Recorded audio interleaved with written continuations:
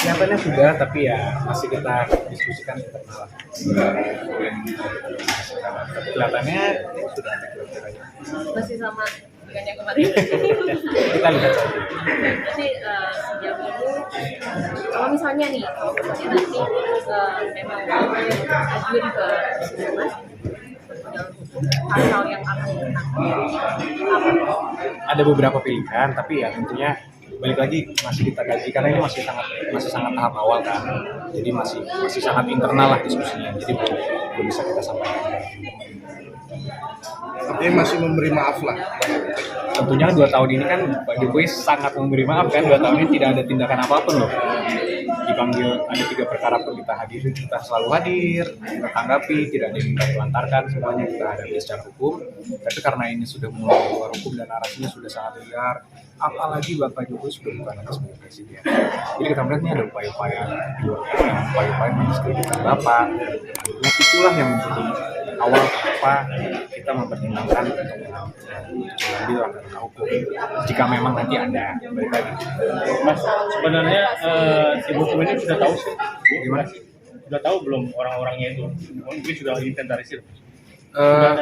Sudah ada beberapa potensi-potensi. Namun balik lagi, kita kan ini masih terlalu awal untuk kita sebutkan siapa yang kira-kira yang akan kita tempuh langkah hukum, gitu kan. Tapi ya kira-kira sudah ada. Artinya sudah mengantongi tersangka-tersangka. Enggak lah, belum tersangka lah. Ini kan kita masih tahap awal. Tapi kita sudah lihat-lihat lah. Karena kan ya balik lagi, Mas, dengan media sosial luas seperti ini kan kita harus memberikan pelajaran hukum juga pada masyarakat bahwa silakan demokrasi 2 tahun ini sama sekali Bapak tidak pernah mengajukan keberatan apapun melalui media dan apapun, sangat pasif bahwa Jokowi. Tapi sekarang kita lihat ini mulai ada unsur-unsur yang sangat lewat tadi. Disitulah kenapa kita mulai consider lah. Itu intinya. soal one prestasi mobil. Oh, SMK kebetulan bukan kami yang Beda ya? beda yang Selain ijazah palsu yang isu ini, ada yang lain Bang, ditugaskan Pak Jokowi? sejauh ini itu yang paling difokuskan dulu. Balik lagi karena itu yang sedang ramai, jadi itulah yang sebisa mungkin harapan kami seluruh masyarakat, apalagi pihak-pihak yang selama ini mencoba untuk terus meramaikan tanpa ada alasan hukum yang jelas. Sudah terlalu lama lah ini berjalan tanpa adanya legal standing. Apa ada kemungkinan dikenakan delik pencemaran nama baik terhadap Pak Jokowi, Pak? Nanti seandainya tetap aja. Menurut Mas gimana? Ya tentunya kalau sampai Mas bisa memikirkan itu kan berarti ya mungkin saja ya. Tapi balik lagi, kita kan harus kaji dengan baik dan kita harus timbangkan. Mas, ini kan ijazah juga beredar di media sosial, ijazah yang beredar itu sebenarnya kita tahu memang. Nah itu dia, saya sendiri sudah melihat, Pak Firman juga sudah lihat, apalagi pihak UGM yang menerbitkan. Dan adanya narasi-narasi fontnya seperti ini, itu sama sekali tidak benar. Karena balik lagi, yang berhak untuk mengatakan itu asli atau tidak siapa sih, Mbak? Kan dari UGM. Sama aja ke KTP, yang berhak bilang KTP asli atau palsu siapa? Yang menerbitkan KTP dong. Yang menerbitkan ijazah kan kampus. Kalau kampus sudah menyatakan itu asli, apalagi?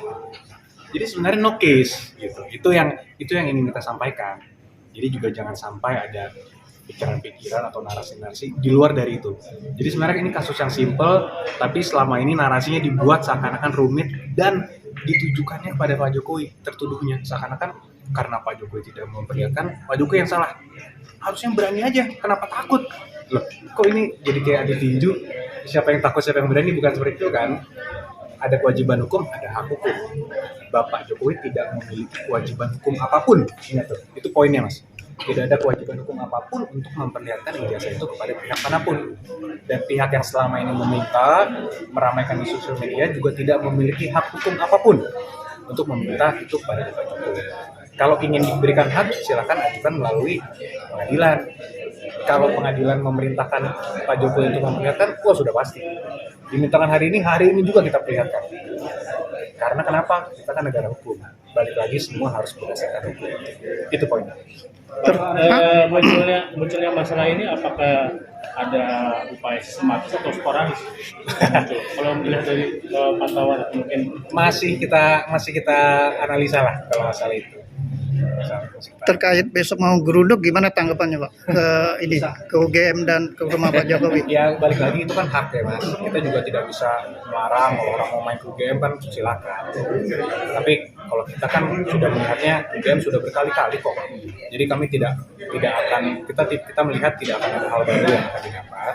Kita tahu itu juga sudah pasti UGM akan memberikan statement yang sama bahwa itu benar, ijazah asli dan lain-lain. Tapi ya silakan saja. Walaupun kembali kalau ingin sebenarnya mendatangi Pak Jokowi langsung, balik lagi kan ada kode etik tuh. Kalau ada mau mendatangi prinsipal langsung, prinsipal sudah menunjuk kami. Jadi silakan berhubungan dengan kami sebagai Bapak sepanjang mengenai ijazah palsu. Verifikasi yang tadi dibilang untuk YouTube sendiri itu udah ada berapa bang yang sudah disortir kemudian memang ini faktor Berapa? Kalau itu masih dikaji. Jadi ya saya ingin mempertegas, jika segala sesuatu yang di luar jalur hukum itu adalah hanya sensasi belaka. Biar gampang kita kasih tahunya bahwa itu adalah jebakan-jebakan Batman yang masih kita kaji dan kita menghimbau jangan sampai kebablasan mereka. Ya ini demokrasi, kita hargai, tetapi kalau sudah crossing, sudah melewati bordernya, maka sensasi itu bisa menjadi perbuatan hukum yang harus dipertanggungjawabkan. Nah, kalau dibilang berapa, kita masih kaji dan kita cermati semua, sehingga itu kita persiapkan dan ya kita berharap tidak terjadi apa-apa. Oleh karena itu maka kita lakukan konversi hari ini dan juga kita sampaikan ke publik, UGM juga sampaikan ke publik, Pak Jokowi sendiri pun sudah sampaikan ke publik, sehingga seharusnya sudah case close. Saya rasa demikian.